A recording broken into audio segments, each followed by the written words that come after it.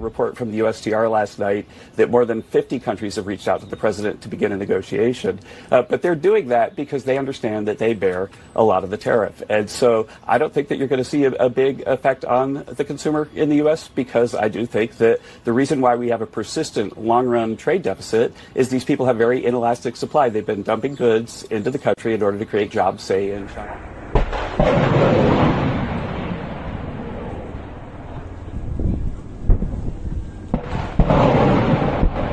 Сбили вертолет, подбили! Подбили вертолет!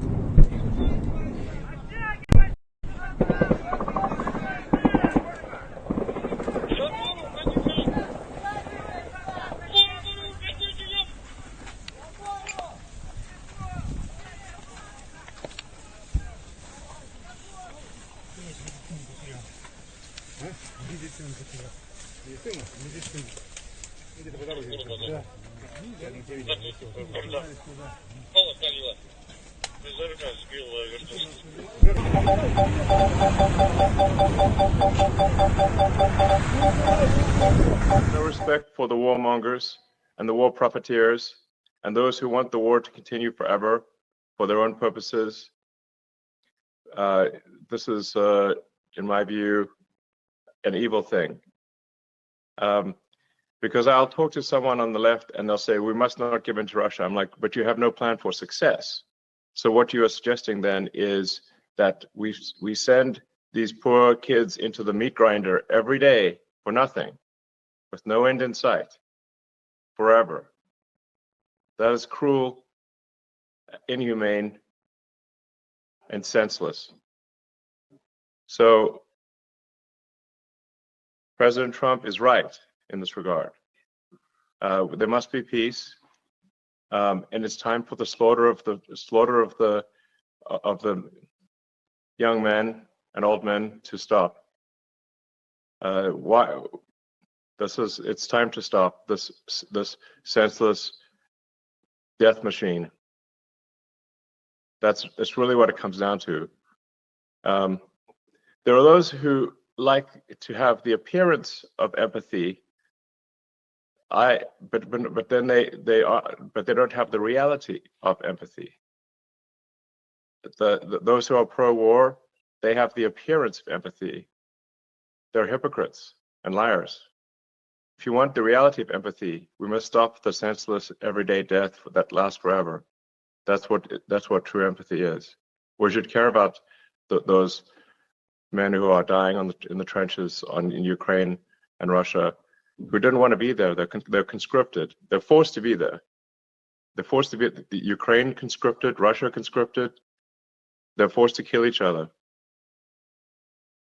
Why? A short time ago on Air Force One, President Trump saying he believes Russian leader Vladimir Putin wants to reach a deal to stop the war in Ukraine. He also said he believes the Ukrainian president is there too, wants a deal soon. The administration is making another push to end the conflict right now.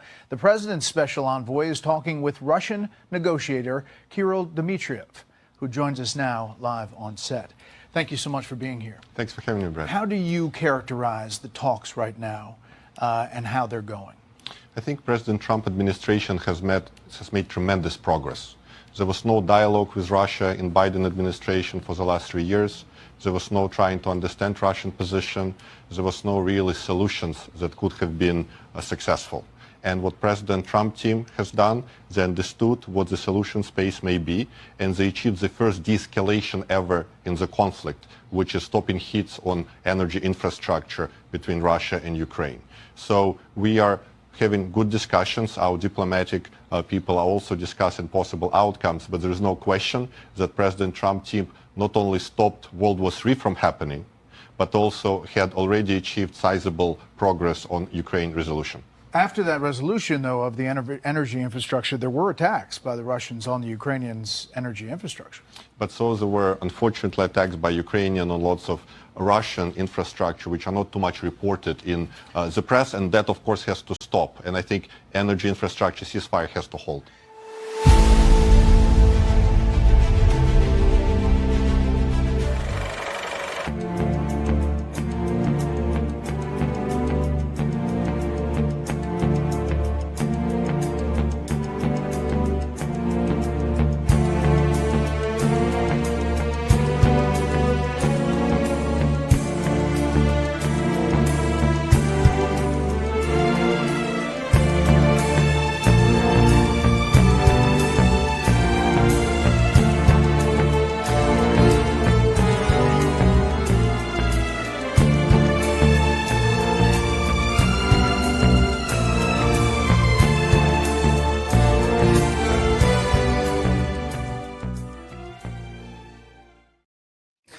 So, Rob, let's get right to it. Financial markets, no pain, no gain, right, my friend?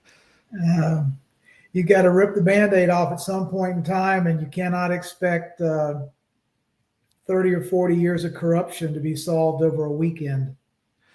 Yeah, no kidding. We're going to dig into all this because there's a lot happening, a lot of cross currents. And I was really surprised by a lot of the financial class, the reaction, because, I saw this coming. You saw this coming, but they don't think they saw it coming, or at least they said they didn't. So I find that fascinating.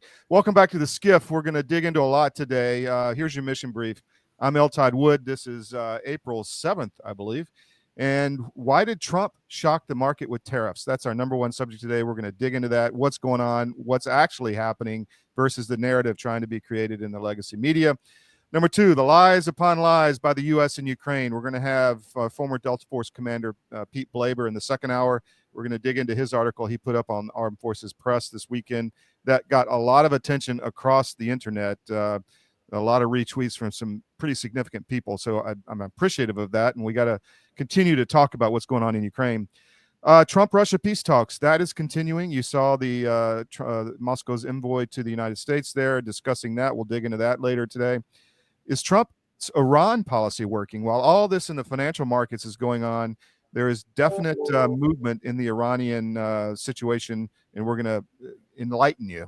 And then the last, you saw the cold open, the Wagner coup. It was real. We pressed hard on against Conservative Inc. There was a lot of suggestions. Well, this Wagner coup is fake. It's only to move mercenaries up into Belarus to attack from the north. And we said, no, this is real. And they're shooting down helicopters. Well, that video you saw in the cold open just came out. So it was definitely real. We're going to dig into that also. I'm going to bring up right now, Rob, the markets. Let's look at this real quick. So they've rebounded off the lows, it looks like. I'm just going to bring up the status here.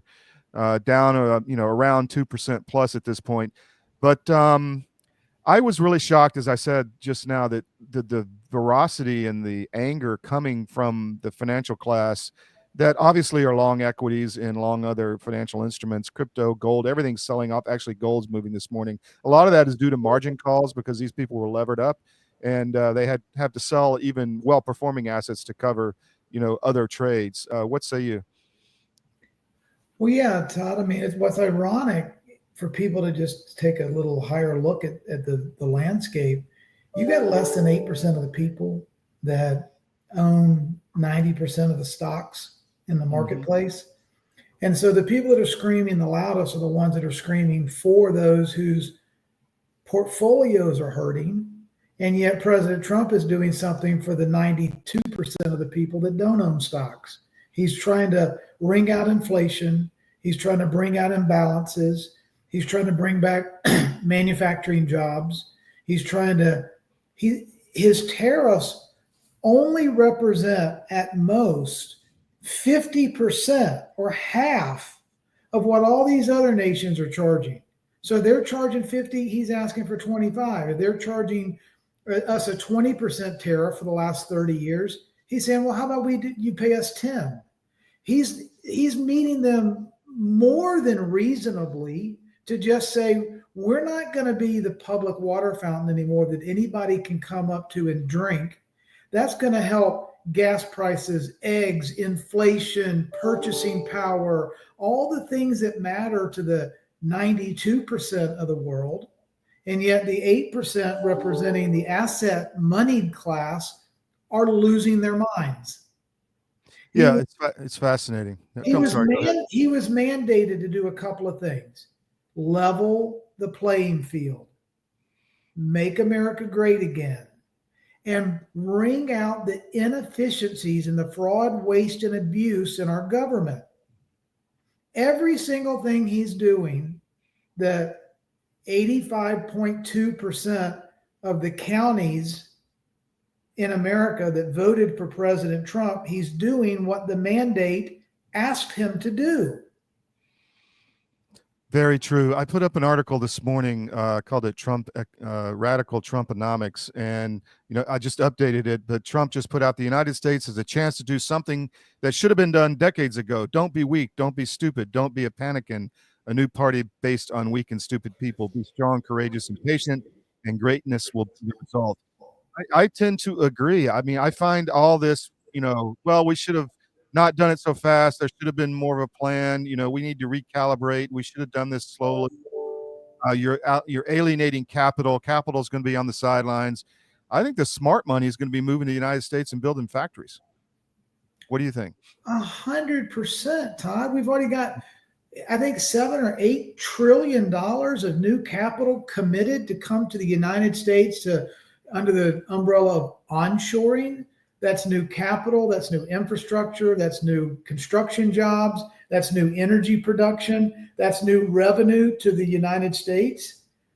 So when you add the $7 trillion plus in capital commitment to the United States and this brand new stream of revenue called tariffs, which are only half of what we've been subjected to for 30 years because the swamp creatures have negotiated the worst possible deals known to man. Why? Maybe they were on the take. Maybe they were compromised. Maybe they were incompetent. It doesn't really matter why we had such grotesque imbalances. But now we're going to get a new revenue stream from tariffs, and we're going to onshore all of this new jobs and all this new construction, infrastructure development, and growth in the GDP in America.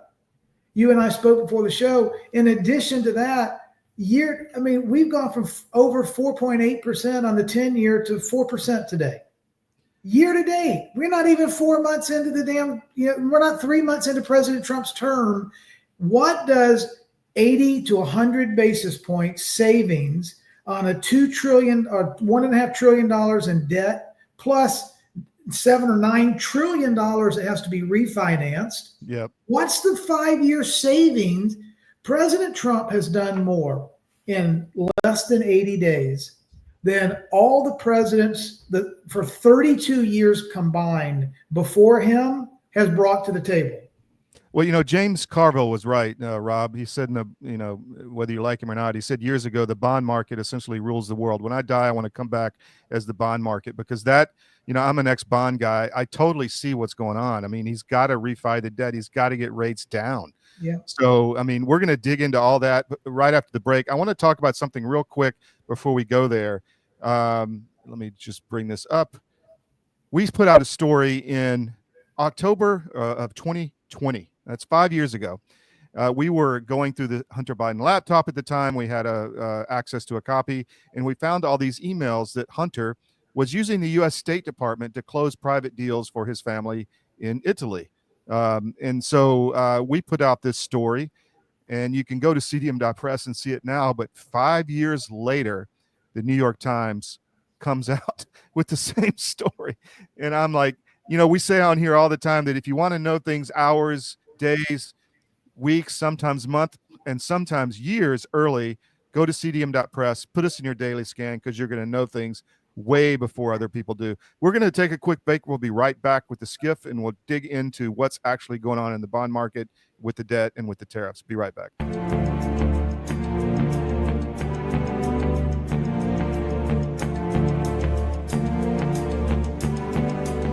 This is a special report. Knowing how to invest your money is harder than ever before. Dealing with stock market volatility, record debt, and terrorist attacks requires new thinking. At U.S. Asset Management, we can help you see the world more clearly so that you can move beyond the chaos and invest with confidence. Call us, visit us online, or drop by our office. U.S. Asset Management, helping you make better decisions with your money. Pandemic, we can never be caught unprepared again. And so many Americans, when COVID hit, they had nothing in the house. Stores were shut down and doctors' offices were shut down. And even if doctors prescribed drugs, hydroxychloroquine, ivermectin, pharmacists wouldn't fill the prescriptions. That was a nightmare. Now the situation is much worse. We have these horrible supply chain problems. In our emergency medical kit at the Wellness Company, We have 8 prescription drugs that are all potentially life-saving. Most people have died with COVID. They died in the hospital because they didn't receive early treatment. Every American family should have one of these.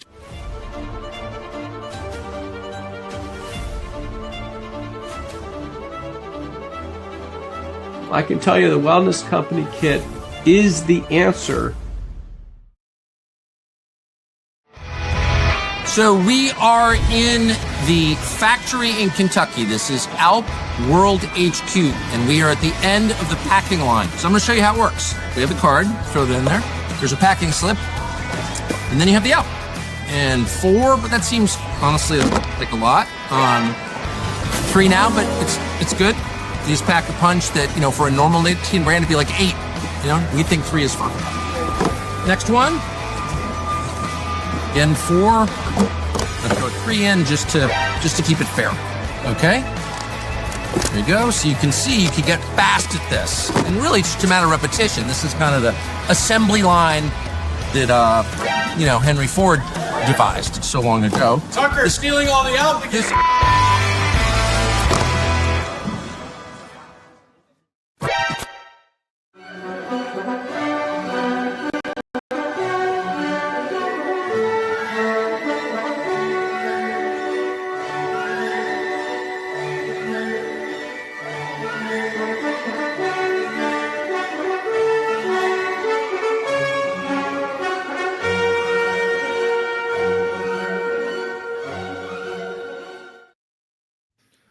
Well, we got a little hiccup in the video there on the commercial, so sorry about that, guys. But Rob, the markets are green, man. I guess the EU just came out with they're going to renegotiate with Trump. Guess what? Boom.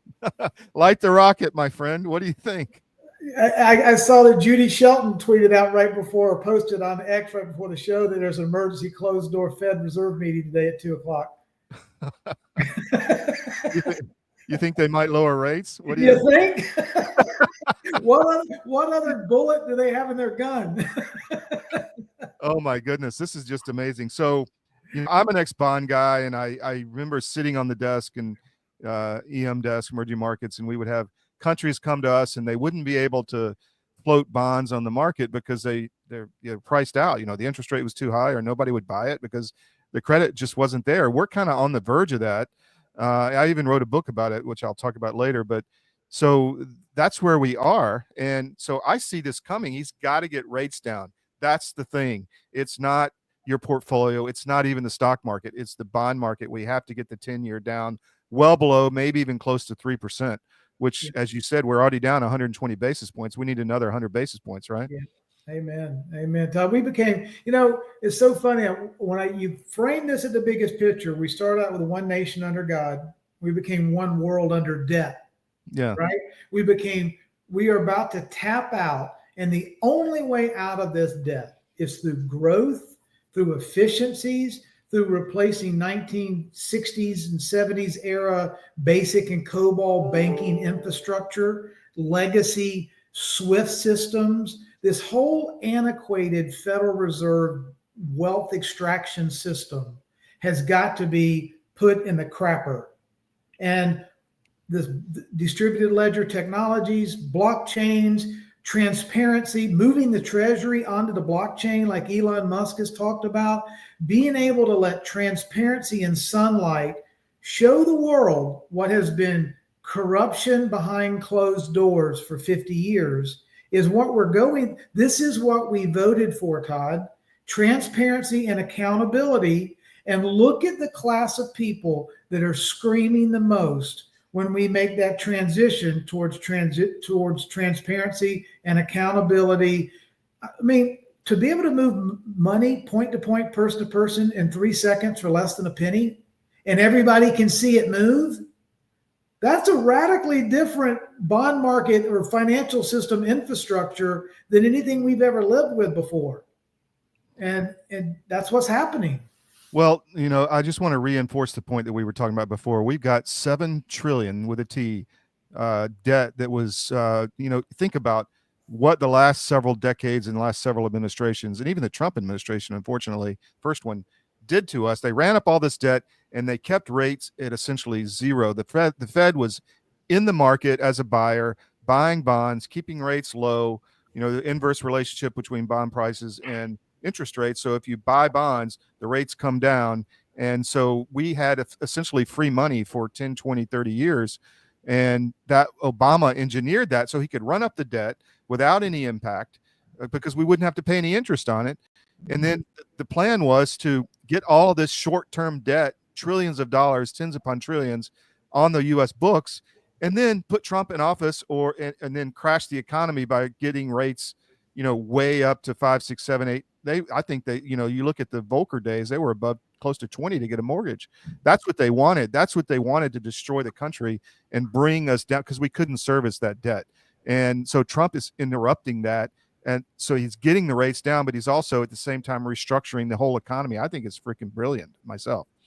It's a master debt reorganization, as if you're almost in a global bankruptcy court and he's the judge and he's got experience doing it. He's the only CEO that's ever sat in the White House in the history of the United States. He's been at this rodeo before. He knows what he's doing. And it's not just him.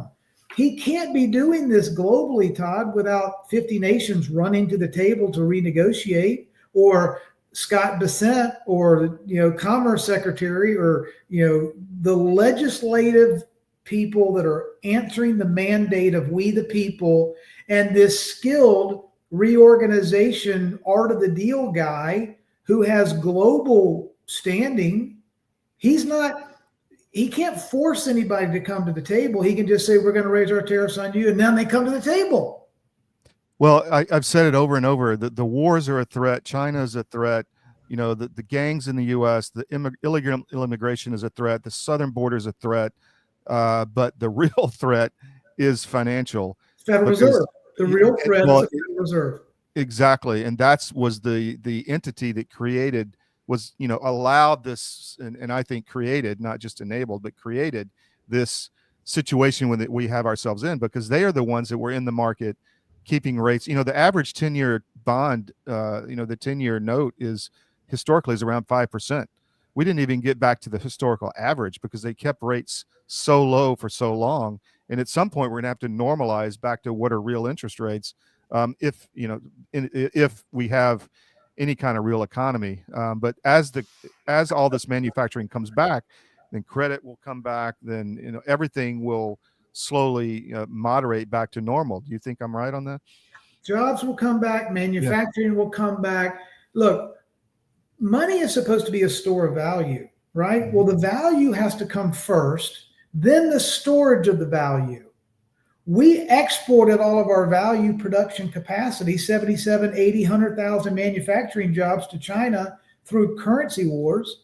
So what have we been storing? How do you store your service, cutting grass or serving coffee or being a waitress, or if we're not manufacturing any value, what value are we actually storing? Is it debt notes? Well, that's the whole concept of the financialization of the economy, right? I mean, that's what has to be broken down, and that's why these guys are screaming. And I still can't believe they didn't see it coming. There was a great article, I think I have it up here. The thread was by Vagrant of Rhodes, and the Western surface economy is largely fake and intangible to the benefit of the corrupt. We've known this for a while, but now the regime has been voted out. The mega corporations have no reason to continue covering as aggressively to keep up the charade. Much of the revenue by these companies is exploitive, manufactured by complex wealth extraction techniques and numbers on spreadsheets, supported by the dependent upon infinite money printing, taking advantage of this shift in the government-driven financial program.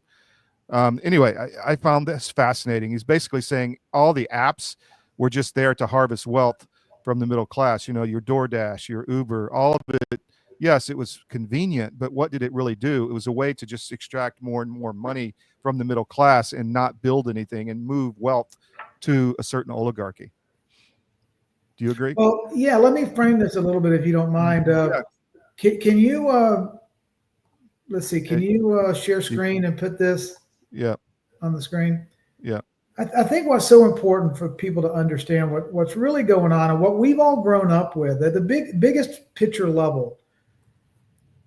Deception is the largest industry on earth. What I mean by that is we're fighting, and President Trump is having to fight an economic war, a political war, a financial war, a manufacturing war, a military war, a news media war, the military industrial complex, the media industrial complex, the medical pharmaceutical industrial complex. And this chart, I wanted to put things in perspective a little bit. To keep the lies going, to keep the mythology going, to keep the printing press going, to keep pumping money, to keep, pouring ourselves into debt and dividing and conquering people requires lie after lie after lie after lie. It requires us to think that health comes from a petroleum product at the point of a needle. It helps, if you think we're free, why are law libraries as big as Costco's? They have to micromanage every breath we take to show us how free we are. Those laws aren't there to free us. They're there to enslave us. And look at the galaxy. We're being told that we're cooking on a coal fireplace, or we're burning too much firewood, so we're making the temperature and the climate go up. And they need to regulate all of our behavior because look at the size of the universe, but our fireplace is polluting the world.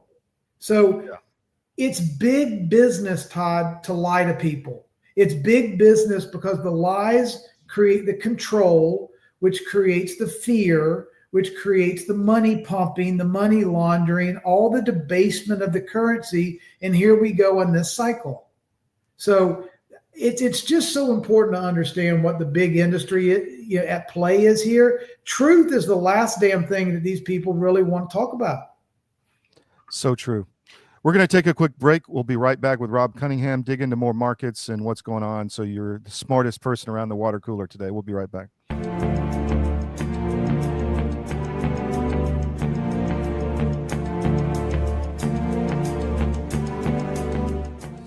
Your government doesn't care about you. That's why you need a medical emergency kit. It contains life-saving medications like ivermectin, Z-Pak, and antibiotics. Stock them before they block them. True life Alp story. I got a call from a friend of mine yesterday, honestly, true story, who said his girlfriend had just broken up with him over Alp. He wouldn't stop. And I thought to myself, that's kind of sad. And he said, no, it's not sad. Imagine if I'd married her. Now I know I was saved. Then the next day, this same friend is driving at twice the speed limit through a major American city, pulled over by a cop in a speed trap. Cop takes his license registration, goes back to the patrol car, runs him, comes back, looks in the window, and sees a tin of Alp on the dashboard. Pauses, stunned, says to my friend, you use Alp? Yeah, I do, says my friend. So do I, says the cop. We all do. He looks at my friend thoughtfully and goes, drive safely, sir, and hands back his license and registration. No ticket. So in 2 days, he's saved from a tragic marriage to a girl who doesn't like Alp and a speeding ticket. All true. It's more than a nicotine patch.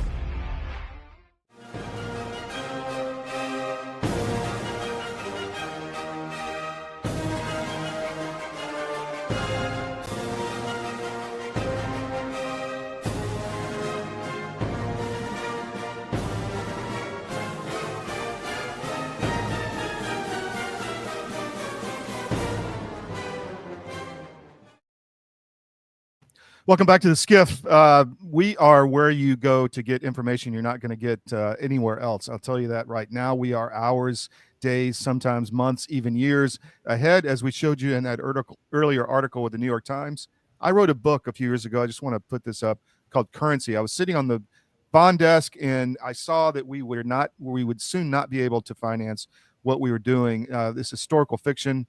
It's just kind of that you can't wait to stop or just want to keep turning the page and stay up late to read, but it does give you kind of a layman's financial degree on how the bond markets work. I've had a lot of good success with it. So go to historyofbooks.com, check out the book, and help us out by supporting free media.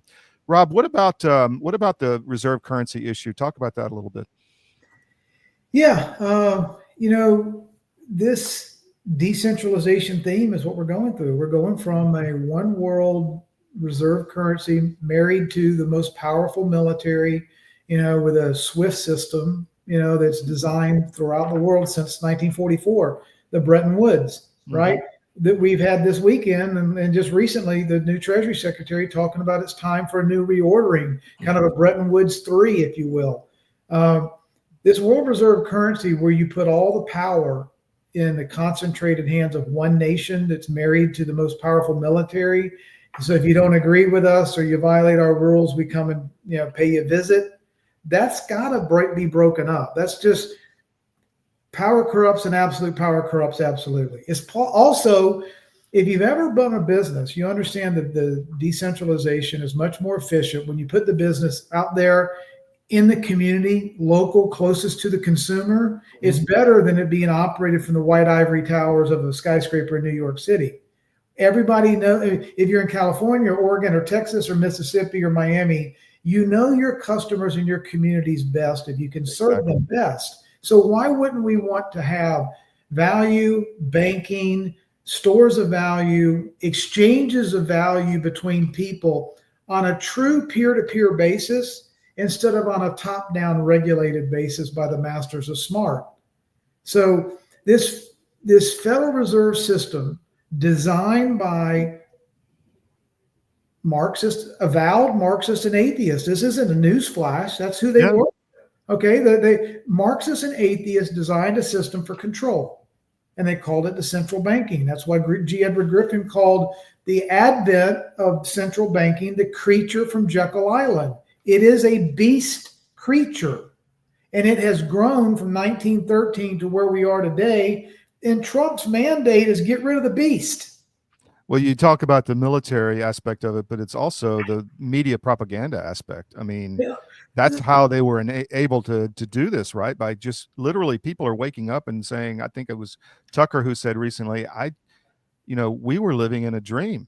I mean, we really were. If you look back at this, what was it, in the Saturday morning cartoons, I'm just a bill on Capitol Hill. I mean, that was actually propaganda to make people think they lived in a free society when we really didn't. I mean, it's fascinating. It is brilliant, but the scales are falling off. On that slide that I showed just before the break, I mean, the ultimate deception is that there's a difference, that there are independent government, banks, nations, corporations don't have the same ownership. Unfortunately, they do. The Crown Corporation, the British Accreditation Registry, the Federal Reserve, that's not federal, there are no reserves, it's not a bank, it's a cartel. They're all headquartered outside the continental United States. All of the straw man arguments, all of the debt, all of the registrations and the titling of mortgages, the debt products, the Federal Reserve chairman saying Trump can't fire me because he can't. I don't care if he wants my job or not. That's a public admission that the Federal Reserve chairman in this broken system is higher up the food chain than the president of the United States, that we've always been told is the most powerful office in the world. Yeah. Except for the Federal Reserve chairman, who he can't fire. Yeah, it's amazing. So let's roll into what's actually happening on the scene. You've got the FBI saying they're going to put death penalty out for the guy who shot the executive. That's fine and good, but we haven't heard anything about election fraud. We haven't heard anything about the Epstein files. We haven't heard, Pam Bondi goes and talks a lot, but she hasn't really given a press conference. You've got RFK out today or recently saying that the best way to stop the measles outbreak is the MMR vaccine. People are shaking their heads about that, and the wars are continuing. So, to me, it's looking like the empire is striking back successfully inside this administration. What do you think? Yeah, Todd. I mean, war is hell. Number one. Number two, we have to all admit that we're in a multifaceted war. Yeah, that's good. Psychological, spiritual, economic, political. There is a war. People are fighting based on fear. They're fighting based on their own self-interest. They're fighting maybe because they're compromised, and if they don't fight, they'll get hurt in a different way. Yeah. It's called leverage from honeypots. It's called, what's happening is all around the world, Todd. It's like those movies we've always seen where the crack addict's run out of money and he's detoxing, he's freaking out, and he's gone in to get his ex-girlfriend. He's got his arm around her neck and a gun to her head, and the SWAT team is around.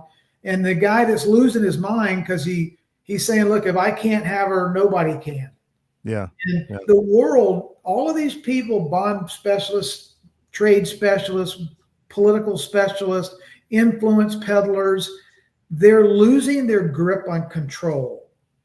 And it's manifesting in all of these different ways. And so to think that Trump's policies are going to get rid of evil around the world and make everybody's boo-boos go away is an impossible standard. And yet we hear everybody screaming that it's not working out perfectly for me, therefore Orange Man bad. Well, they just like, stop the pain. I don't want any more pain. He's the guy that's causing me pain. Just stop it. Get him out of there. No matter what, our children won't have a future or a republic literally within months if we don't deal with this financial refi that we've got. How are you going to pay? You can't finance $7 trillion at 5%. You just can't. You cannot do it. You collapse immediately overnight. And that goes back to Trump's post on Truth Social last week, where he said, the patient is fine. We saved the patient. We're going to recover. What? If there's a patient, it assumes there was an operation on the patient. What kind of operation? Military, political, financial, UCMJ-based operations, Admiralty law-based, military intelligence-based, financial operations-based, technology-based. What type of operation is he talking about as a commander-in-chief and a president? If the operation has been successful and the patient's going to go back stronger and healthier and better than ever before, what operation are we talking about? Why did it always have to be kind of the military intelligence and military standards and military justice can occur without bombs dropping out of an airplane? Yes. That kind of war doesn't have to be a kinetic war necessarily, but we saw who wanted a kinetic war. It was the Biden administration and those boys. Trump hasn't started any wars. Well, there's a theory that they knew the financial system was collapsing and they had to get the control mechanisms in place prior to that. And that's what this last 4 years was about, trying to literally depopulate to reduce expenses for the healthcare, system for our elderly, because they just can't afford it with no financial wealth in the system. And then also, trying to put the control mechanisms in place, the 15-minute cities, all of that stuff. Does that make sense to you? And they needed a trigger for all of that, Todd. They needed an excuse. The excuse was COVID. Mm-hmm. And then we had to pump money because of COVID. And the debt went up to a crisis level because of COVID. And now we need to do 15-minute cities and eat bugs because of COVID. It was not our policies. It was not our profligate spending. It wasn't our debt. It was that last little bit of COVID debt that we need to do a Build Back Better and a Klaus Schwab global reset. It was the big bad virus. It wasn't big bad politicians. So Klaus Schwab is resigning. Do you think that's real or just somebody else coming in his place? Or do you think I think the 80-year-old plus geriatric crowd that had the run of the playground for the last 70, 60 years, their days are done. They're being taken out. They're being asked out. They're being invited out. They're being negotiated out. Around the world stage, these people, the Nancy Pelosi's, the Joe Bidens, the Henry Kissinger's, the Klaus Schwabs, all of these people are exiting stage left. They're antique dinosaurs in this creature from Jekyll Island system. Their services are no longer needed. So how they're being exited off stage left, Todd, it's beyond my pay grade, but they're irrelevant in the Netflix. We're gone from Blockbuster to Netflix, and these Netflix Blockbuster engineers are no longer needed. Yeah, that's interesting. So we're going to talk about the future, what that looks like here in the next segment. But I want to get your opinion. The New York Times came out this week saying that, and it was like a 10,000 word or more article. Well, the U.S. military was actually running the whole Ukraine war out of a secret fusion center in Germany targeting down to the man on the battlefield, providing intelligence, coordinating weapons, all of this. I mean, I knew it was bad, but that was kind of shocking to see that. What did you happen to see that article or read about it? I didn't, Todd, but I can connect two dots. That is a public admission, whether they like it or not. They just admitted that from Victoria Nuland and Obama's color revolution in 2014 through the CIA and USAID, they went in and took out a democratically elected government.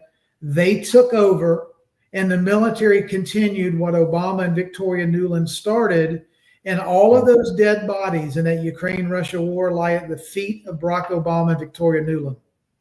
It's almost a human sacrifice ritual. It is. It's a ritual. But they don't care. When people will understand why are all wars bankers' wars, because the people that run the banking system worship money, and money is their god. They then turn governments into corporations. They run their military, and they don't mind sending 4 billion people to the grave with an mRNA shot, or throwing people into the meat grinder in Ukraine versus Russia. As long as they keep their money in control, Todd, they don't give two damns. Well, that's what Elon was pointing out in the cold open, and that is the horrific understanding or realization when you come to realize that they don't care about a few million people dying in a short period of time if they can keep their control, because this is the world they have, right? They're not going anywhere else. So they have to keep the control here. We'll be right back. We're going to dig into what the future looks like with Rob Cunningham after this break. Stay with us.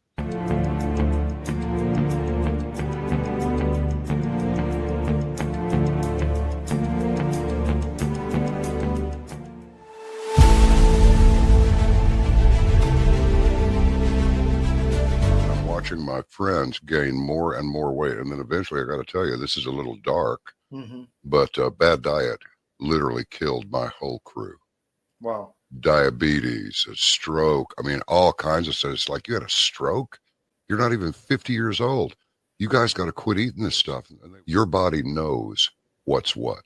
You're not conscious of this, but that's why people will go to the refrigerator and they'll grab this and that and the other, put together this outrageously elaborate combination of foods. Your body's trying to reach balance.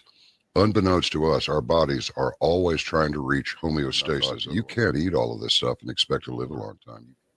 And one thing led to another, and I went, forget this. We're going to make our own product. So we partnered with one of the world's top 3 biochemists where nutrition specific study is concerned. I said, all I want is the best nutritional and immune support product in the world. So we mix it in yogurt. It's a powder. I got a bag of it here. I keep one on the console all the time, just so I can show people. Yeah. And it's a powder. Now, this is not candy. This is hardcore nutrition. And sugar is an enemy. And most people do not know that the reason these bellies are showing up on people all over the place, your body makes fat to store the toxins it can't get rid of. So it just puts them over here. But I can tell you this, you take this for 30 days and then lay off of it for 2 or 3 days, and you'll go, good grief, give me some more. Skin, nails, hair growing back. Cut yourself and it heals in half the time.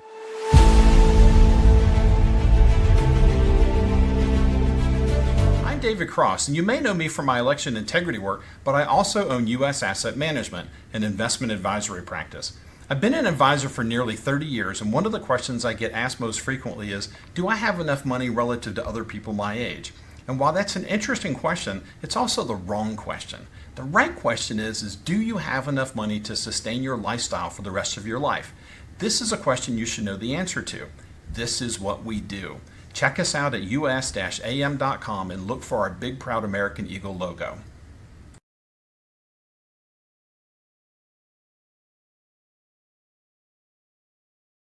We have foot, slog, slogging over Africa. Foot, slogging over Africa. Boot, moving up and down again. There's no discharge in the war. 7, 6, 11. So Nucleo Boost, if you're looking for nutrition which will fill in the potholes in your body so that you can actually fight disease when it comes around, go to cdmnutrition.com for our audio audience and check out the subscription there. It's much cheaper, but I have been pleasantly surprised with the results being on this thing. And put cdm.press in your daily scan, morning, noon, and night. That's the best thing you can do. We have content you're not going to get anywhere else. It's the primer for the show, and you'll just be smarter than anyone else. Rob, I want to talk about the future with you. Where does, because I always love having you on because I think that's your expertise. What does it look like going forward from here? It looks like decentralized sovereignty. It looks like we, the people, the world over, are going to be able to have a much closer resemblance of operating on a free and fair barter system where, Todd, if you boil this all down, they're supposed to be, to be a sovereign is to be able to say yes or no, to consent or not consent, to contract or not contract with another party, right? So you and I can decide to, go into business together or, trade my car for your car or whatever. We ought to freely be able to say yes or no. What they've engineered in this world is a third invisible hand, invisible money gods, if you will. They've issued this medium of exchange that's a private script from a private corporation that's for profit. And by us using their scripts, it's kind of like going to Vegas and you get their casino chips. Well, Vegas gets to make the rules on what you can and can't do with the chips, right? Right. Well, the chips from the Federal Reserve, this private monetary system that's for profit, owned by a private cartel of individuals, issue this thing they call money. They call it a dollar. I don't care what they call it. It's private for-profit script. And by our usage of that comes the IRS and the tax code and the swamp and regulations and the EPA and 55,000 NGOs and all of these busybodies that because we're using their system, we have to take a knee to their rules. Well, we're disconnecting from that three-party system, me and you plus an invisible third entity, back to me and you.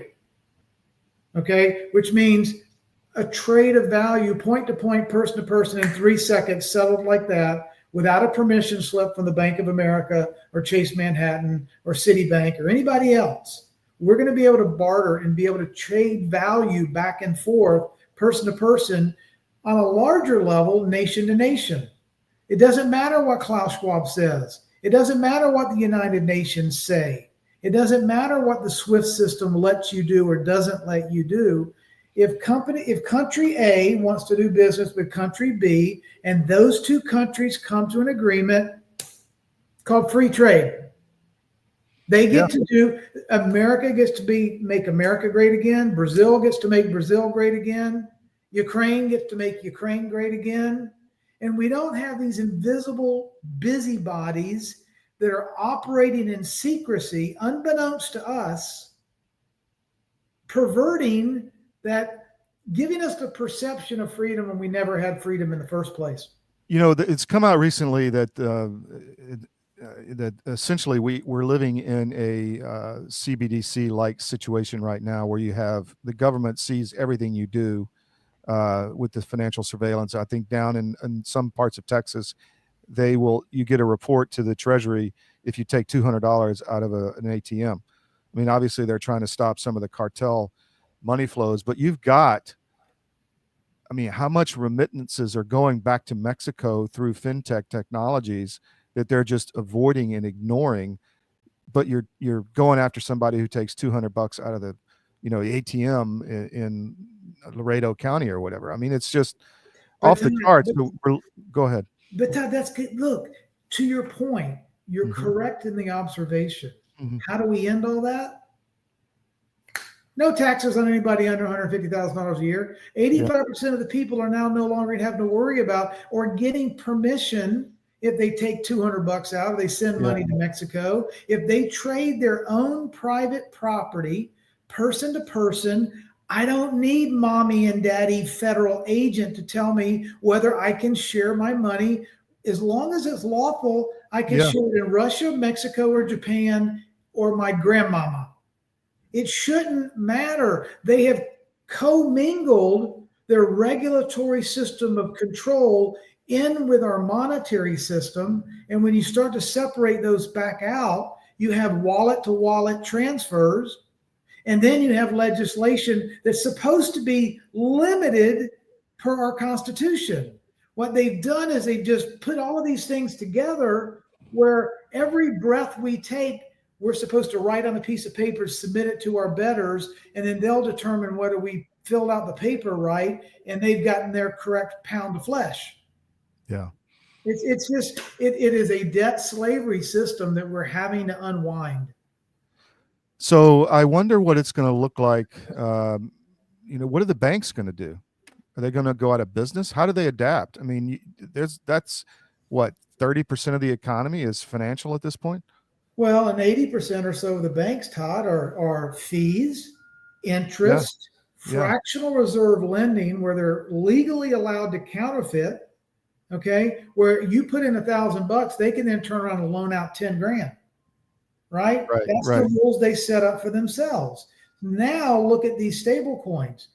This new stable coin legislation that's soon to be signed, I think it's called the Stable Act in one house and the Genius Act in the other, and they're going to blend these together. Todd, every single one of them is going to require 100% or more backing. So every dollar lent out is going to have 100% reserves at that institution. And I'll be able to lend to you. Where do you has that been written? Has that been put out by Treasury, or where do you get it at? Well, look at the RLUSD. The Ripple Labs US dollar has already been approved by the New York Department of Financial Services. It can only issue a stable coin if it's 100% or more in treasuries, notes, bills, or similar tier one like gold backing, or you can't issue one. That's not a fiat, I promise to pay you back because I'm good for it. I'll just tax more people down the road in the Ponzi scheme. No, it's, I got 100 million, I can loan you 100 million.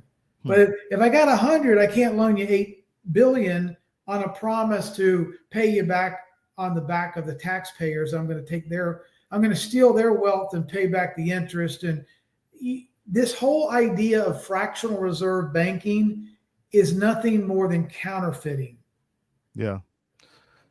Well, that's a whole nother subject we could spend an hour on. But what else do you want to get out, Rob, and tell us about your show? Yeah, I just want people to not live in fear, because the currency of this matrix is fear. And fear and ignorance. And ignorance means just not knowing. Okay, not knowing how the game is rigged, not knowing why these 4 corporations control 90% of the public narrative. And no matter where you turn on the news today, we're all being told tariffs bad, Trump bad, got to get Trump out of here. And then they're showing all these grassroots protests in all these cities paid for by the George Soros types and lovingly broadcast by the media that's controlled by the same money interests that don't want Trump doing what Trump's doing. I still find that it fascinating, and they've lost a lot of their power, but they still have power when they come out with the narratives, and it's literally, Mockingbird media all over again. I can't believe people don't see this. I mean, from the Economist, make China great again, to, just all of this propaganda that these tariffs are going to destroy the world, because they are going to destroy the Chinese economy as it is. That's a Ponzi scheme. Yes. And if they can't export here, I mean, because Trump just shut off the Mexico route, because there's a lot of criticism that the last trade deal, the USMC, whatever it is, allowed China to come into Mexico and just pump everything through the southern border. But that's going to be cut off now, I think, but we'll see.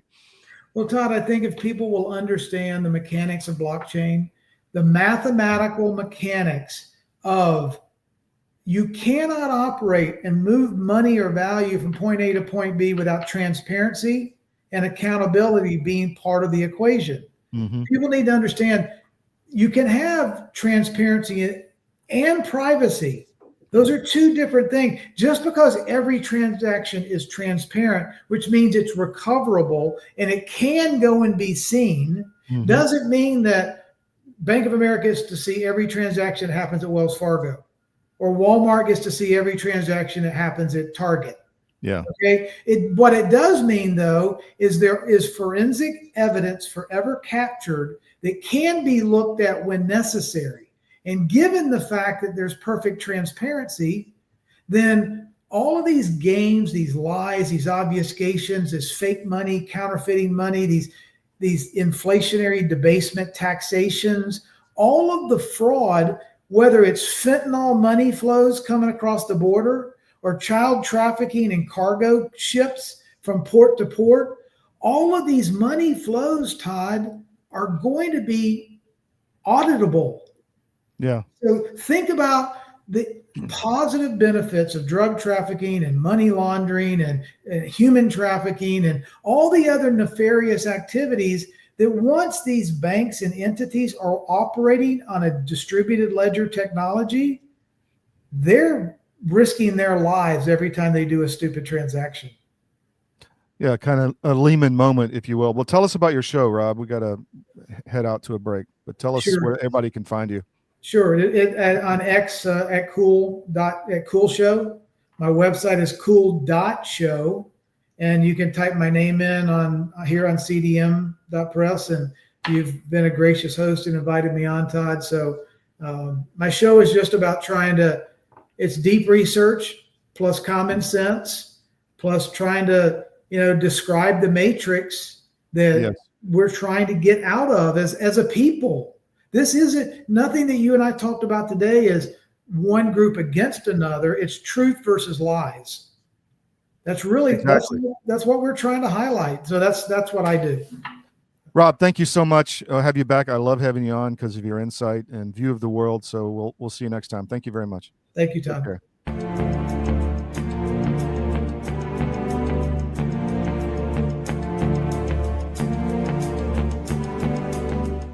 Ready? Ready. So we're out in the field in South Dakota shooting pheasants, and we're coming out here to a Milo field you can see behind us, and I was throwing in an ALP, someone else was using a tobacco product, and then somebody, and I'm not going to name names, pulled that out in public at a hunt. And so that's obviously yesterday. What we have here, ALP, is tomorrow, and we're going to make that official by symbolically ending the long reign of this product. Willie Robertson happened to be hunting with us. We don't have a mechanical fur, but we do have former U.S. Senator Rick Santorum of Pennsylvania. With an arm. Willie's got a 12 gauge. I've got my trusty 20, and we're going to see what we can do to usher out the Zen era.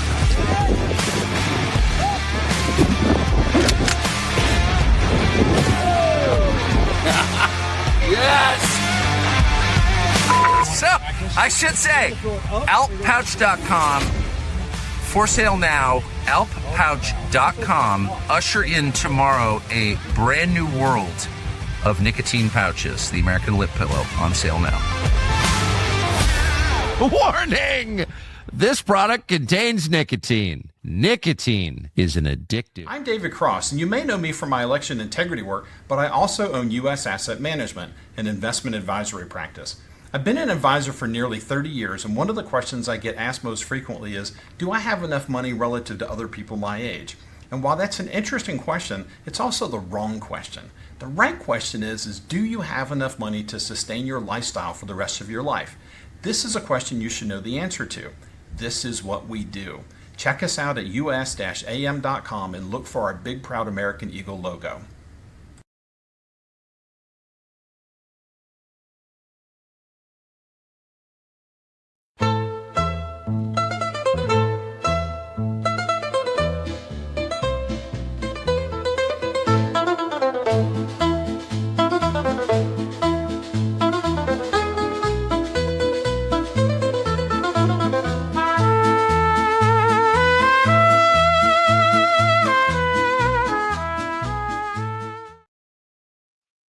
Welcome back to the SCIF.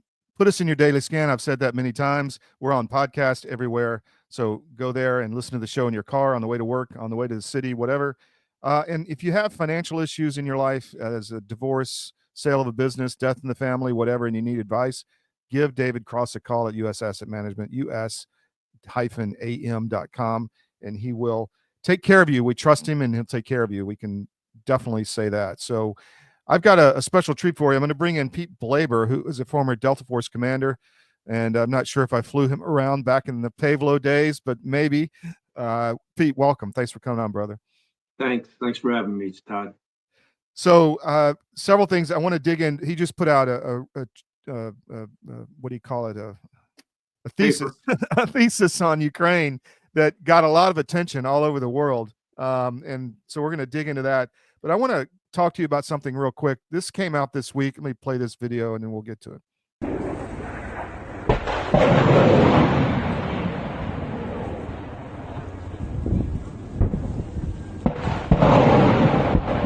Сбили вертолет, подбили!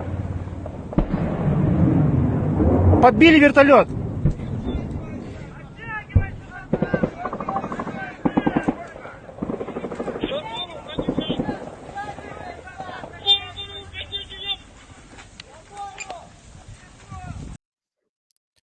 So Pete, that came out, back in, I think it was 2 years ago now, when the Wagner coup happened in Donbass, when some of the Russian mercenaries marched on Moscow. Our sources were telling us it was real, and some of conservative ink was saying, no, it's an elaborate ruse to move Wagner forces up to Belarus to invade from the north. And I said, no, I'm being told this is a real deal. And that just came out this week, where Wagner was shooting down Russian attack helicopters. So I found that fascinating. Do you have any insight into that? I don't, and I was very skeptical for good reason of just about everything. I remember, I think that video, I don't remember seeing all those trucks packing the road, but I remember seeing those helicopter videos, and even that one, that didn't look real to me. The smoke that came up from it and just the way the missile hit it was not the right speed at ground level for the way a missile tracks and hits a helicopter. It's one of the main points of my papers, and it was not me who said it. It was probably the most revered trainer of the Ukrainian army in the early days, a retired Brit officer, who said the most difficult thing for outside observers to understand about Ukraine is everything they see and hear is an illusion, a complex illusion created by the government and military officials in order to delude the people of Ukraine, the Ukrainian military, and even the Russian military themselves that reforms are underway and that this military is competent and ready to fight. And if you recall all those things about the ace, the fighter ace, the Ukrainian ace. Oh yeah, what did they call it? The Ghost of Kiev or something like that? Yeah, and then of course Doge uncovered that USAID bought and paid every single media outlet in Ukraine, and of course Zelensky clamped down even tighter on that. He controls every one of them. So one of the frustrations is the people of Ukraine have no voice, and the soldiers have no voice. And, as I've told you on past shows you've had me on, I write those papers as a veteran, as an American veteran. And, the veteran is the international part. Both Ukraine and Russia are losing, their most valuable resource right now, which is their patriots.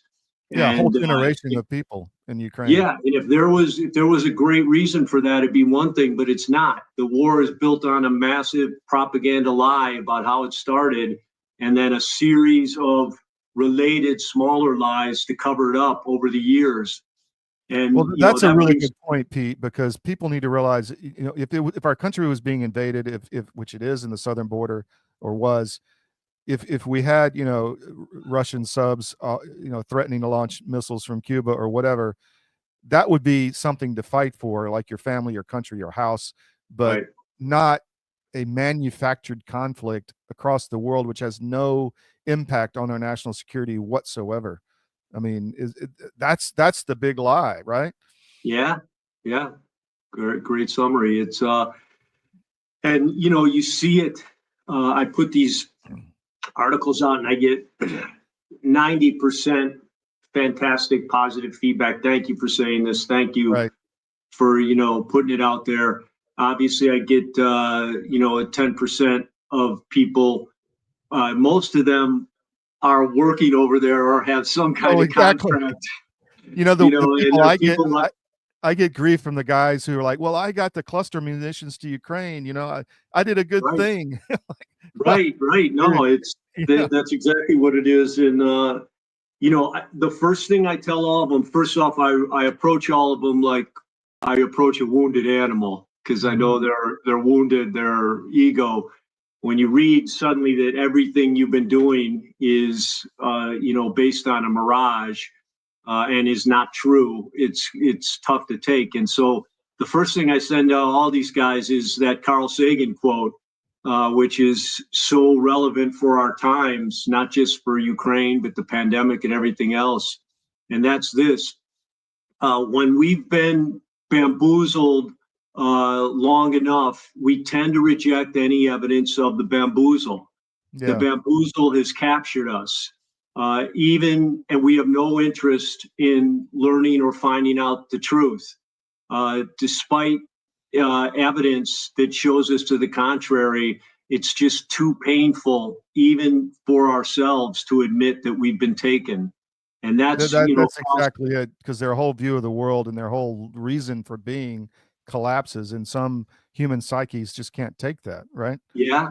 Well, it's the propaganda, Todd. And the other very complex thing about Ukraine is, you had a great article the other day, just yesterday or day before, on Kaboli and his Senate testimony, which I watched again last night to prep for this. I watched the whole thing.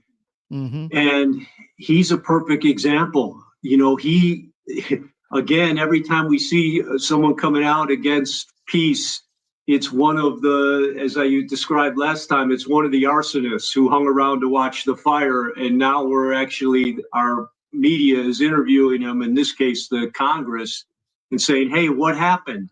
And so, in the New York Times article, that's the basis of what you can see on the screen. Let me just scroll through this real quick, so our audience. This is on armedforces.press. This is the recent one you put out, part 2. Dear President Trump, it's time to pull all U.S. personnel out of Ukraine. It's an extensive article, very in-depth and insightful, with a lot of points. And you can go see all the stuff Pete has put out on Ukraine, really in-depth researched articles, which are, if you want to know what's going on, go to that page and read everything he's done.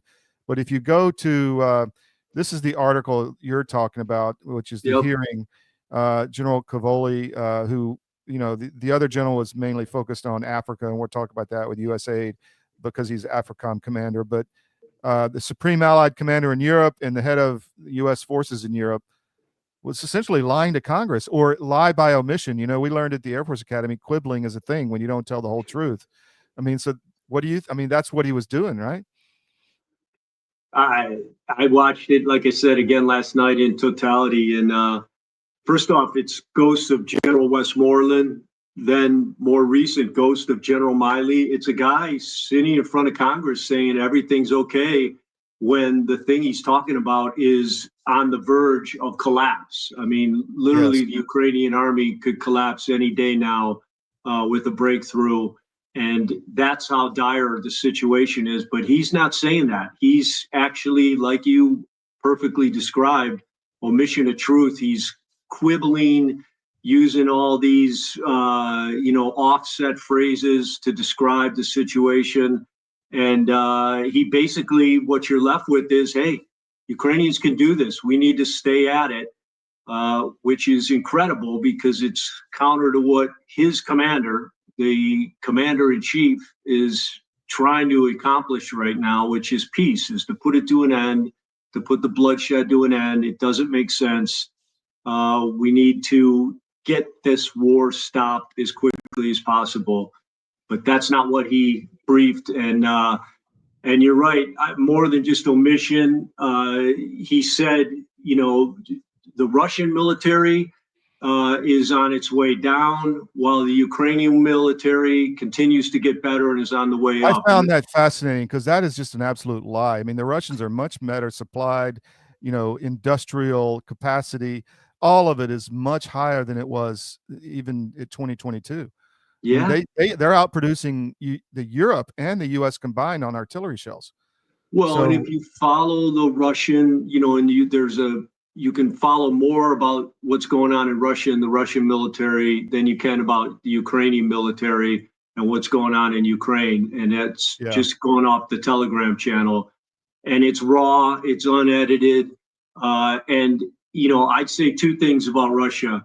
Number one, after 3 years of the most intense combined arms war since World War II, they are without a doubt either the best or one of the best combined arms armies standing in the world today. And you can't argue that. They've practiced, they have everything down, their systems are integrated. You just can't debate that. It takes time to get to that level, and time in combat, which no one else has since World War II. So that's number one. This kind of large scale. Let's play a little bit. Hold your point there. Let's play a little bit of this video so people can understand what we're talking about here. And yep. We're going to hold on. Try to stay strictly to the 5-minute rule in our question and answer.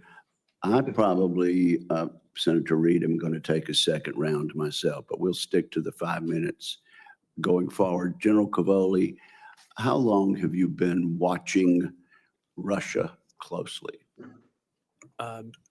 Chairman, I began my Russia specialty in 1995 when I spent a year at the Defense Language Institute learning to speak and read and write the language, and I've paid attention to it and worked in jobs associated with it ever since. You're not only conversational, but fluent in Russian. Is that correct? I have always maintained that rating. Yes. Well, give us your assessment now, first of all, of what we have learned, what our military has learned during this 2.5 years of conflict in Ukraine. What have we learned about Russia's military? Where are they now? And Ukraine's military capability and where they are now? Chairman, we've learned an awful lot. First of all, I should point out that early on in the conflict, all of the services and the Joint Force established a variety of cells and organizations deliberately to study the lessons of the conflict. And we've had everything from publications about it to seminars on it at a classified and unclassified level. And we have learned an awful lot. Some of the things that we have gained as a military are well, they're technical, they're procedural, and they're sort of large-scale operations focused. So technically, for example, we have learned an awful lot about Russian measures and countermeasures and how to counter countermeasures, a lot of technical stuff. We've seen a lot of growth in both the Russian capability and the Ukrainian capability in electromagnetic warfare, electronic warfare, and we have learned from that, and we have modified many of our procedures. I think you're familiar with the U.S. Army's Transformation and Contact Initiative. That is really based on lessons learned from Ukraine. As a short example, our use of drones has changed deeply across the Joint Force. Before this conflict in the U.S. Army, for example, we had very few but large drones associated with large units. Now we're proliferating smaller drones to smaller units and having a larger number of drones in lower and lower hands. Fundamental change in the way we're doing business. There are many, many other technical and tactical lessons we've learned. At a meta level, sir, I would say some of the big lessons we've learned are about scale. The scale of this conflict is just awe-inspiring. Thousands of tanks destroyed on both sides. The Russians have lost more than 4,000 tanks, which is the inventory almost of the United States tank corps. So the need for replacement, for depth of magazine, for resilience, all these are lessons that we're learning, and I believe the services are programming it as the years go forward. So we've learned a lot. Before you continue, in February of 22, we would not have dreamed of such a loss from Russia of tanks, would we? We would not have. I did not anticipate the war to go this long, and I did not anticipate Ukraine to be able to destroy so much of Russia's warfighting capability. I hope I didn't break your train of thought, so continue. No, so as we watch the Russians, we see that their level of skill in some technical areas is very high and is evolving during the course of the war, but it's mainly isolated in specific pockets. It does not appear to be generalizable across the force, and overall the quality of their force, especially their ground force, has been decreasing throughout the conflict. On the Ukrainian side, we see sort of the opposite. We see a military that started pretty much from an almost cold start. We had been helping them before the war, but not at the scale we began to after the war, and they've evolved and developed very, very quickly. So I find that fascinating. It was a little longer than I thought, but he's basically saying the Russian military has been, I mean, that was the whole goal, is we're going to weaken the Russian military with the Ukrainian force, right? With it fight to the last Ukrainian. And he's ignoring, they just lost 70,000 guys in Kursk and thousands of pieces of equipment. Right. I find that fascinating. Yeah, you can only playing it can do it justice. I mean, I love his term. His answer is, we learned an awful lot. He said that 3 times. And then he goes on to describe absolutely nothing, no lesson, meta lesson. We've always known drones should be down at the lowest possible level. That was a lesson of 2001, the initial invasion of Afghanistan. And then the technical thing. Russia has some technical expertise, but it's in pockets. It's not general. Yeah. And then the Russian military quality is going down. How can it go down when you're winning? And again, Todd, all you got to do is take some time. He claims to be a Russian expert. Has he watched anything about it from Russia? Has he watched any of the interviews, the raw interviews, guys like Patrick Lancaster, who just walk up and talk to Russian soldiers? They're the most unified, probably, country from a nationalistic pride. Yeah, that's the word, nationalistic. I mean, we've created a nationalistic force. We have, and they're very proud of what they've done, as they should be. They've fought off all of NATO. They've defeated NATO. Again, if you go on in this interview right after that same congressman, I don't know, or senator, I don't know who that is, but he's obviously feeding him questions. Softballs. Yeah. What's his name? I think that was it. Yeah, well, it doesn't matter, but he starts asking him about the Russian capability and whether they can sustain it, and he just goes on to say no, they can't, and Ukraine is not in danger of collapsing or falling. And yeah, I should have had that clip ready, but yeah, he actually says the war is not lost, and he calls himself a Russian expert. And, I studied Russian at the Air Force Academy. I have some experience there. This is the invasion route of the Nazis through the Kursk region into Russia. And he acts like he was involved in planning all this, right? Yes. So, yes. And they were operationally managing the war, and they invaded through the same spot into Kursk that the Nazis did. Of course, the Russian, I mean, he's talking about, he goes on later to say the Russian economy is anemic because the civilian economy is anemic because it's a war economy and that won't last. Well, in Russia, suffering is an art form. I mean, they will do anything if you attack the motherland. So you attack through the same corridors that the Nazis did into Kursk, and you expect a good result, and you're winning. I mean, just unbelievable. Well, so that's probably the final point. We should talk about him. So this is why Westmoreland and all the rest, it's not that they're up there just lying through their teeth. It's back to the Carl Sagan thing. Mm-hmm. He has been not just managing the war, he's been micromanaging the war since 2022 from WeSpot. And in the New York Times article, he's quoted, he's on the radio yelling at a Ukrainian commander, keep moving, keep moving. They're his and a few other generals' plans. Their American rammed these plans through. They're senseless plans if you look at them and look at the results of them. But he's the guy who did that. And then he's the guy, along with another general, who initiated and then argued for both the HIMARS and the ATACMS. So the ATACMS was the big controversial weapon system that Biden, right before he went out the door, somebody signed approval for Biden before he left office. And of course, all of us were against it as a red line. He's the guy. It wasn't Ukrainian generals. It wasn't Zelensky. It was that guy and these other generals who were frustrated that their strategic genius was not translating to the ground, operational reality on the ground with the Ukrainians. They were losing. And each time they lost, Kursk was a great example.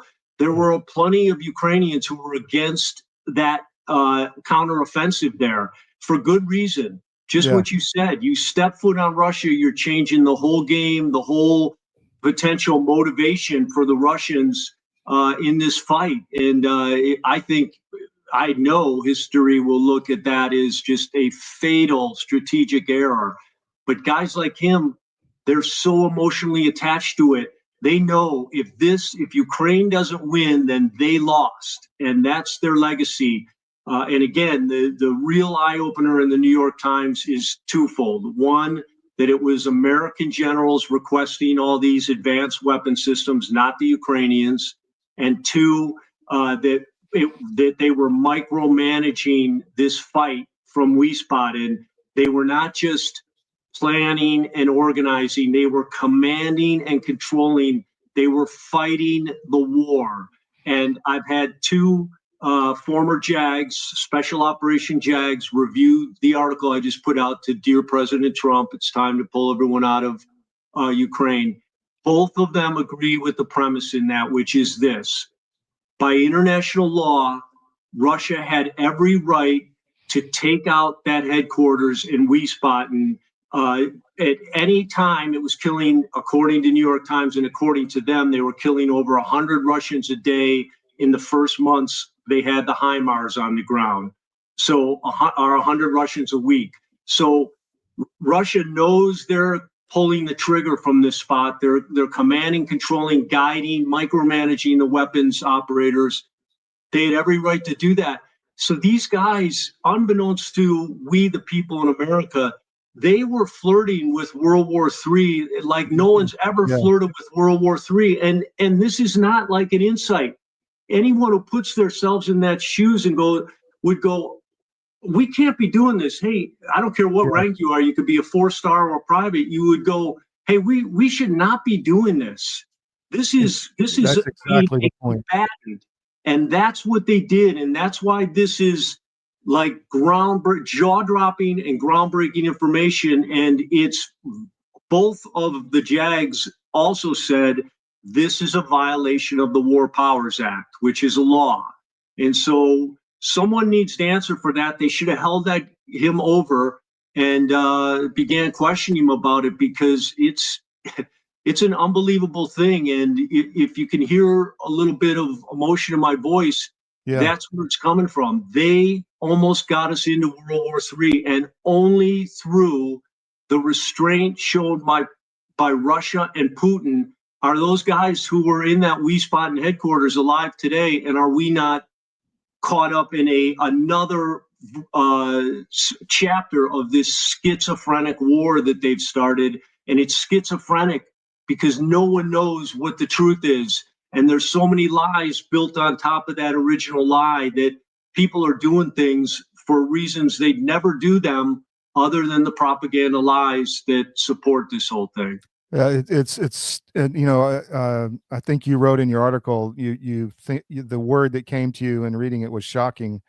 You know, we've all known this, but it was shocking understanding how the U.S. was literally running the war. I mean, we thought, we're giving them weapons, we're giving them money, you know, maybe they have some advisors over there or whatever, but it was Vietnam all over again. It was the administration running the war, down to, as you say, having the 4-star general commander of Europe yelling to keep going.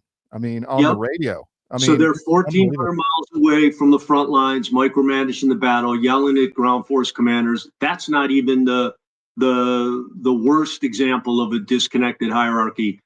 Milley, General Mark Milley, is sitting in his Pentagon office with satellite photos on his desktop computer, yelling at his counterpart in Ukraine, telling him what they should do next, that he doesn't agree with their plan. So Milley, again, my JAG colleagues pointed this out, Milley has one job: to advise the president. And by law, he's not allowed to. He's not a line commander. Be an operational commander, right, of He's any a staff combatant. officer. Yeah, he's a staff officer. I mean, the Joint Chiefs of Staff. The But name's you and I know there's another level of that, Todd. So not only is he micromanaging his counterpart in Ukraine, every general, 4- and 3-star general sitting in Wiesbaden, is doing whatever he wants to do because he's the main guy who's going to decide whether they get their 4th star or their next command or whatever. So there, instead of these generals in Wiesbaden, and there's NATO generals along with the U.S. generals, instead of just them micromanaging from 1,400 miles, we have 5,000 miles. And then the guys at 1,400 miles, when in doubt, instead of going, hey, put a Ukrainian private or lieutenant on, I want to talk to him to get some ground. They're talking 5,000 miles back, which now is 6,400 miles from the front lines. These guys micromanaging the war. So, you know, again, my thing is there's a huge lesson here. The first priority is stop the war. What these guys did is unconscionable. But then we Americans and veterans across the all free, freedom-loving countries need to grasp this lesson. These disconnected hierarchies are the most senseless way possible to fight a war. You cannot make good decisions and solve complex problems that way. You just cannot. And we need to learn that before the next command and control cell is gliding around the Earth in an orbit and telling us what to do. It doesn't work. And the reason it doesn't work is the way our brains make sense is with our senses. And the only way our senses can make sense of any situation or environment is to interact with it. Sight, sound, smell, taste, touch. And the day we go to trusting a video screen or AI is the day that humanity is on its way, to extinction, because we know how easily all this can be manipulated. It's a one-dimensional view, no matter how good cameras get. It's very powerful propaganda technology. It is. And so we've got to stay with touching the environment, and that will leave the man on the ground as always being the only one who can give you any hope of understanding the reality of the situation, so you can make sense of it and make sensible choices about what to do next. But that's not what was happening in Ukraine. They weren't ready when the war started, and then the way we commanded and controlled them doomed them to failure. Well, these guys are still in command. You've got Langley and Cavoli still running AFRICOM in Europe. Yeah. It's unbelievable. I mean, it is. And that's why Trump needs to pull all Americans out of Ukraine. It's not just DOD, CIA is the same way. And the same problem exists. These guys have invested all of their emotional capital, their reputations into what's going on over there. Because from this schizophrenic propaganda, they believed what they were doing was right and have convinced themselves of that. But they'll be damned if they're going to leave without accomplishing what they believed was a very easy and elementary thing to do in the beginning.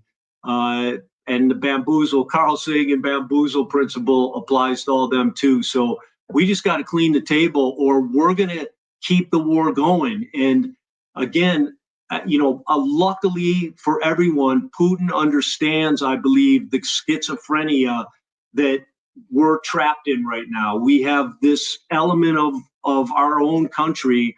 It's a political party and its affiliates and appointees who are trying to keep this war going. Yeah. And then you have the president, the commander in chief, trying to stop it. And the only way he's going to do that is to just pull everybody out. And as I said, anybody who thinks we're leaving them in a lurch needs to, again, understand what we've put in. We've been there openly if for we 11 remove the years now. threat, if we remove the threat to Russia, then they will stop. I think, they may take certain facilities or whatever, but they're not going to overrun Europe. That's a joke. No, but the killing will stop, and that needs to happen. And one last point, Milley, you got this guy he's a staffer. Yeah, it's a high staffer. He's advising the president, but he's going behind the president's back, talking to China, making international policy. He's running a war in Ukraine with line authority when he has no line authority. He's an advisor to the president. That's it. So we have to have some accountability on this, dude. These people are just running wild. Agree. Pete, thank you for your time, man. You're always extremely insightful. That's why I love having you on. We'll have you back soon. I appreciate it. And everybody go to armedforces.press and check out his stuff because it's fantastic. And see you after the break back on the SCIF.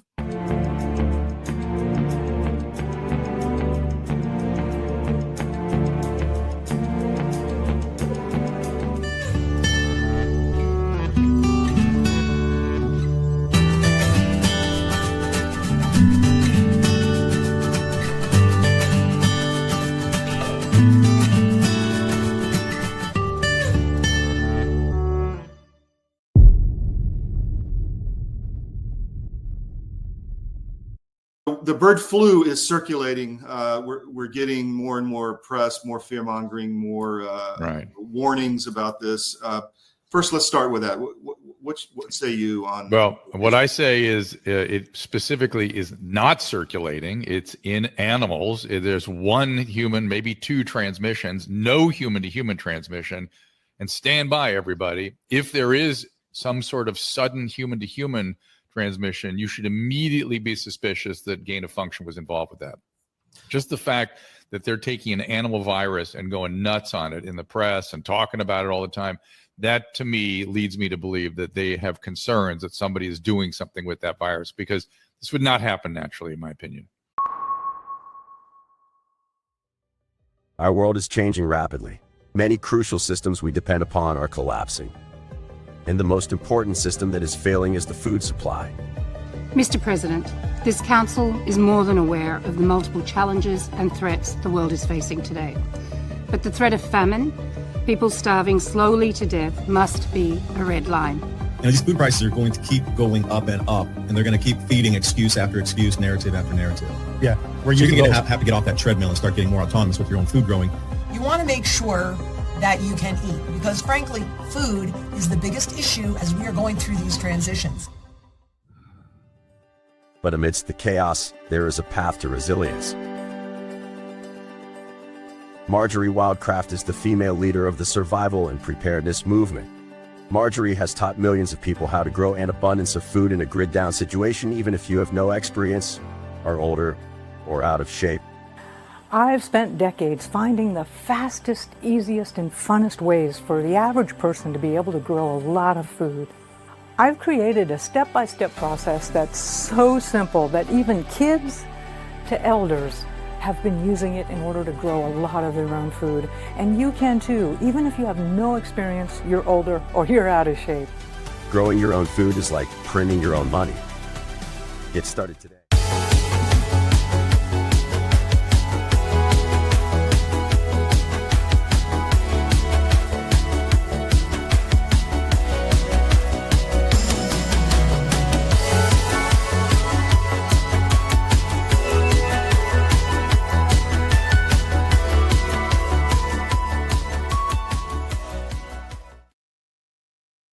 Welcome back to the SCIF. We're going to bring you some more in-depth analysis of what's going on in the world.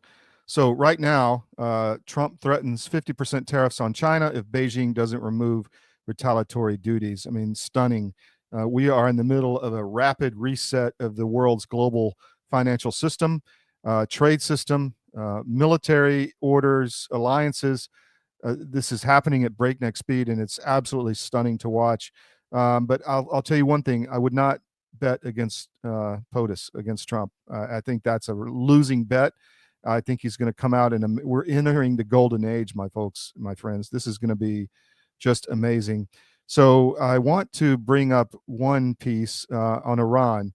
So everybody's saying that that Trump's strategy may be working in Iran, because militias are retreating out of Yemen and other areas, and Russia may be helping to diffuse the Iranian situation. This is a big one that we've been watching.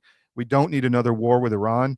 I wrote the book about the Iranian resistance called the MEK, the People's Mujahideen of Iran. And let me just bring up that. You can find this on History of Books as well, historyofbooks.com. You can get signed copies there. There it is. If you want to understand the resistance and how to bring down the country from the inside, as Eric Prince says, a grenade in the hand, instead of coming in from the outside and attacking from the outside, this is the way to do it. The existence exists. It is robust and substantial. And if this book will open your eyes into how to solve the situation in Iran, I guarantee you. And on another note, we had another huge story come out over the weekend on our Georgia paper, which I'll bring up. Tea Party Patriots. We've been tracking a lot of the USAID funding, and we found that the Tea Party Foundation, Tea Party Patriots Foundation, was connected through the online tools of USAID funding from NGO to NGO to NGO. It's like 2 or 3 degrees of separation, but we found that they have been receiving money over the years from USAID via multiple different cutouts. So again, fascinating. That story is on the Georgia Record, georgiarecord.com. You can go there and check that out. And I had a lot of requests to rerun some of the Eric Prince interview that we did earlier, about a couple weeks ago. So I'm just going to run a portion of that as we close out the show. And you can find the whole interview on our Rumble channel, our YouTube channel, CDM1, and on our YouTube, CDM Press. And you can also find it on cdm.press. Just go there and put in search for Prince, and it will come up. But I'm going to run part of this interview, and then we'll close out the show after that. So we will be right back. Welcome back to armedforces.press. We're honored today to have with us former CEO of Blackwater and serial entrepreneur Eric Prince. Thanks, Eric, for taking the time. I know you're slammed, but appreciate you coming on. Nice to see you. So you went to the Naval Academy. I'm an Air Force grad, but I wanted to start with that. I mean, you left early. And there's been all these problems at the academies. Do you think, one, do they have a purpose? And if they do, how do we resolve the problems at the service academies, which are endemic to what they're teaching our young officers? Look, I think the service academies have gone adrift from what they were supposed to do. They're supposed to teach people to do naval combat. Yeah. Not diversity, not environmentalism, to teach people to destroy other countries' navies. And when you divert from that mindset, you really divert from the purpose of why the taxpayers are spending all that money to train naval officers. I guess my second perspective on that was having gone to the Naval Academy for a year and a half, and I left because I found the political correctness, the double standards, the nonsense to be untenable. And so I left. I went to a civilian school. I would say I learned more about leadership serving on the fire department in the local community than I did in a very artificial attempt at a learning lab that was a Naval Academy. The idea that the next class ahead of you is supposed to teach you, they don't know shit. Okay. For a junior in college to teach leadership to a sophomore or a freshman, come on. So, but then it was really clear to me when I went to Buds, because I went through OCS. And so there was a mix of OCS, a couple of ROTC, and a few academy officers in the class, and how their style of leadership, their interaction, their ability to motivate, lead other SEAL candidates was exceedingly limited. And so I've had a pretty dim view of the academy from the beginning, and that really reinforced it. So that begs the question: how do we train our officer corps? What's the best method we could do in the future? If you were God, what would you put in place? I still think there's a place for direct commissioning programs, but I really I think there's a much bigger place. There should be a bigger place for Mustangs. Yeah, definitely. Oh, for sure. And NCOs. I mean, look, in my business career, I had really good experience with warrant officers. Because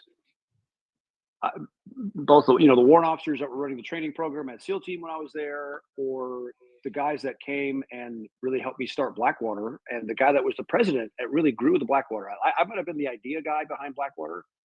Gary Jackson, a retired SEAL warrant officer, made the place run. And Jim Surowski, the director of training, Ken Vieira, the original general manager, all SEAL warrant officers, the embodiment of true subject matter expertise, commissioned with true leadership credibility that had been earned. So I have a bias towards Mustangs because of that. I was reading about your career and followed your career, and that's why I wanted to have you on. But you were very proud of the record you had at Blackwater. Very low percentage of some armed conflict. Some guys were killed, but I could tell you were proud of the product you created and the focus on taking care of your guys. Is that where it came from the NCOs you had in leadership? Yeah, I was certainly part of that culture as well. I think I learned that from my dad, from running a manufacturing business. And, my dad started off with scratch, with nothing. And so by day, he would be the president, CEO of the business, trying to make it happen when they started with 6 employees. Sure. And at night, he would go work a second shift and run a boring mill all night, making big steel parts. And 12 hours or half days. So try to lead from the front and take care of the people. I'd say that's one of my proudest things professionally, is that I still run into a lot of former employees or contractors around the world, and they say, "What are you doing next? Because we want to join you." And in that period that I worked for Blackwater was some of the happiest times of my life. So that's satisfying. Well, we'll get to what you're doing now later, but because I want to dig into that. But take a step back. I spent my summers up in Mackinac, Michigan. You're from that area, not from Mackinac, but the area. And you went to Hillsdale. How was that experience at Hillsdale? I've always been curious what that school's like. Hillsdale was good. It was obviously a contrast from a school run by the federal government, the Naval Academy, to Hillsdale, which is one of 2 in the country that accepts no federal funding. So if I wanted to do ROTC while I was at Hillsdale, they say, yeah, that's fine. You can go do ROTC at the U of M, but there's no federal money spent here. They've never accepted it, and I don't think ever will. Wow. Because with it comes federal strings. So it was Hillsdale's a great campus, great culture.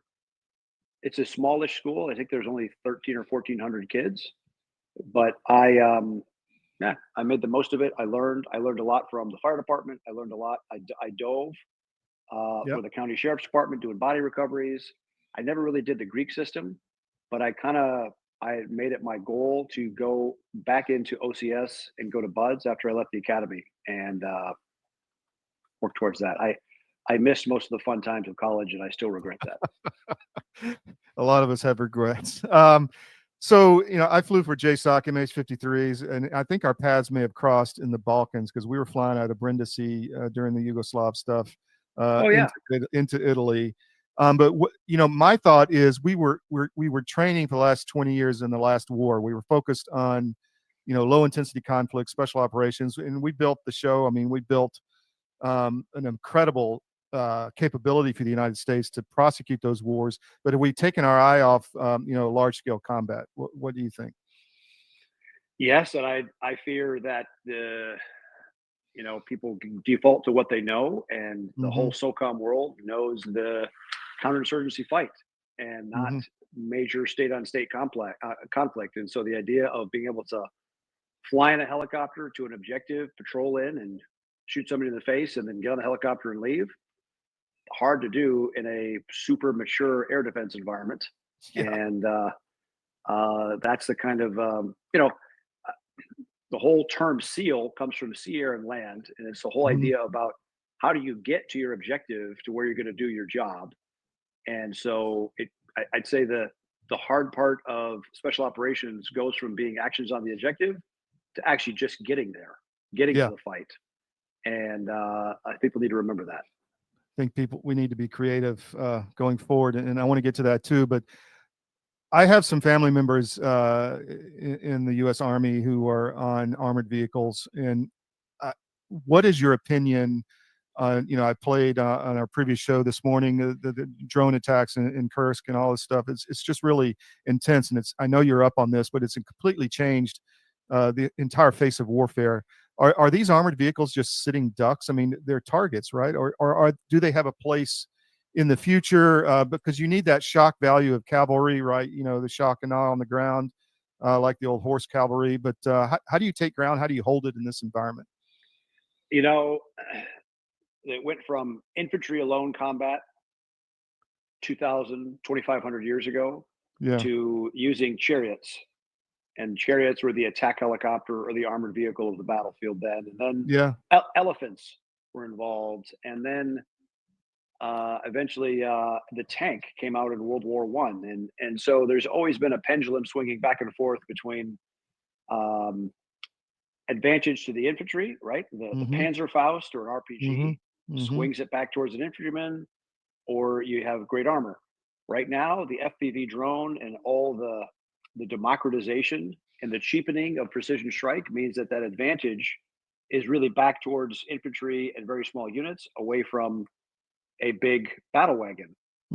I would say give it a few years, and whether it's better armor, cages that protect against smaller FPV drones, lasers, EMP shock, lots of ways for battle wagons to improve their protection.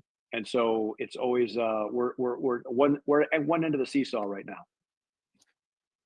So to switch gears, I know you have a lot of contacts in Israel, as do I, but what is going on with this and I know that Witkoff was saying the Israeli special forces, and not Israeli, but Turkish special forces and drones were the ones that put HTS into Syria. In fact, I think you mentioned that. What's going on there? Are we going to have a conflict? Netanyahu said recently Turkey, it's I think his words were it's almost inevitable or something like that, almost certain that we'll have a conflict with Turkey and Israel. Any thoughts on that? Well, sure. I stand by that. Turkish Special Operations and Intelligence definitely stimulated HTS, which is just a rebranded ISIS Al-Qaeda like affiliate. And the leader, who was on the wanted list, got a good PR guy and trimmed got up a haircut. trimmed up his beard, got a new put a suit on. Exactly. Says the right things. And so that's look, that Syria is basically subjugated to Turkey now. Don't think any different, really. And so the Erdogan's goal is to rebuild the Ottoman Empire, a caliphate, and he's on his way to doing it. If you'd watched any of his interviews over the last 10 years, he'll talk about including not just Syria, but northern Iraq, and even parts of Bulgaria. Well, the Bulgars. Yeah, he's talking now about taking Syrian land. I mean, that is Israel behind or who is behind the demonstrations against Erdogan in Turkey right now? There is an actual opposition to Erdogan, and there's always been the rural areas are the most kind of hardline religious conservative zealotry, and the cities are kind of the most pro freedom.